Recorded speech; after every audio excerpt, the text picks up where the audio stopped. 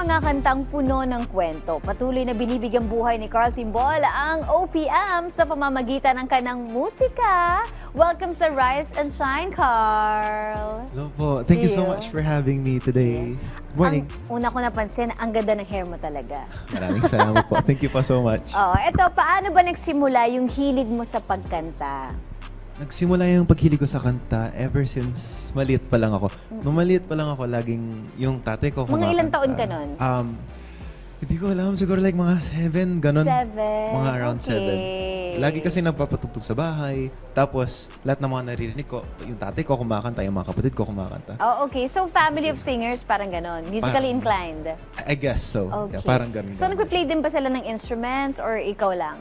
Yung sa instruments, around the time I was 9 years old, parang wala lang, may piano kami sa bahay, tapos pinaglaruan ko siya. Tapos parang ever since, lagi ko na lang siyang gustong pinupuntahan. Parang I've never left it since. Wow! Etong inihandang kanta mo para sa amin ngayon, own composition mo ito, right? Yes. Nabanggit mo kanina kasi nag-usap-usap na tayo. So, ano ba yung inspirasyon behind the song? So, yung inspirasyon ng kanta na to, back then, nung around high school or something. Wow. It was a long, long time ago. I'm not sure when. Pero dati, meron akong nagustuhan. And naging kami Crush. magka-MU noon. Oh. Crush, tapos naging kami magka-MU. And then, the thing was, parang, hindi pa kami talaga handa magkarelasyon. Kaya, nagantayan kami. And nakala ko talaga yung antayan namin siguro, like, tatagal lang ng 2 weeks, 1 month. Pero umabot ng 4 na taon na Wow. nag-aantayan kami. Kaya, nung abot ng pang-4 na taon, tinanong ko sa kanya, kung sakaling paninindigan natin to, what if magkatuloy tayo sa araw, kung kailan tayo nangako sa isa't isa. Pagkatapos nung sinabi niyang yes, tsaka ko sinulat to bilang paraan na magsasabi na ikaw yung hinahanap ko buong buhay. Ayun. O sige na, huwag na nating patagalin pa. Let's give the stage to Carl Timbol.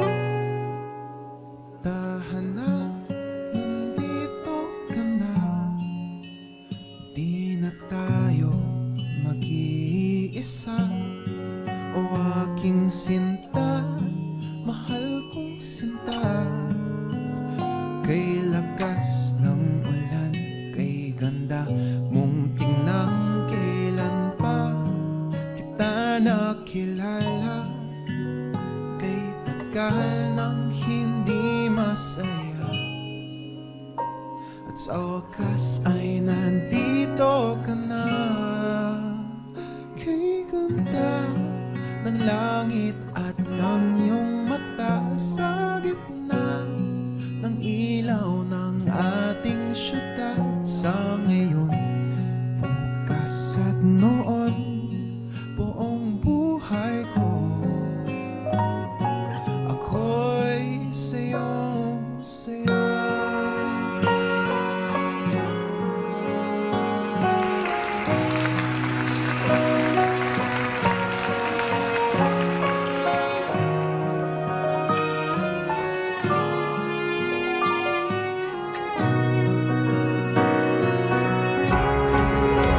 Sa ngayon at sa pagtanda, ito ang aking nadarama.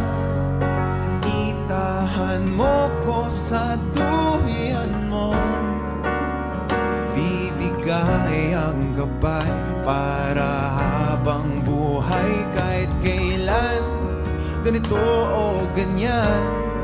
Pangakong ako ay nandito lamang, at wala na akong hahanapin pa.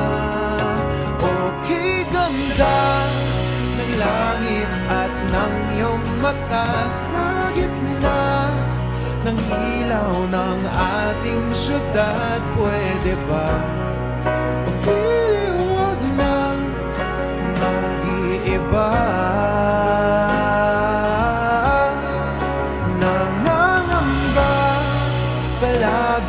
Nag-iisa sa wakas, nahanap ang aking tahanan. tahanan sa'yo.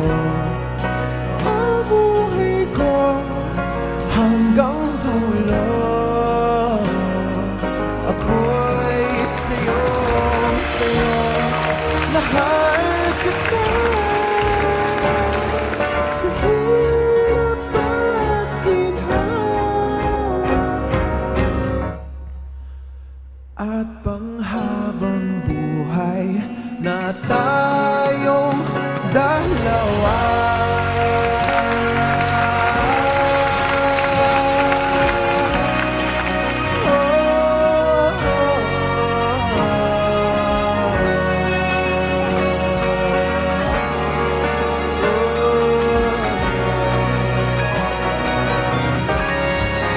Okay, ganda ng langit at ng iyong mata, sa gitna ng ilaw ng ating syudad. Pwede ba magpili, huwag nang mag-iiba?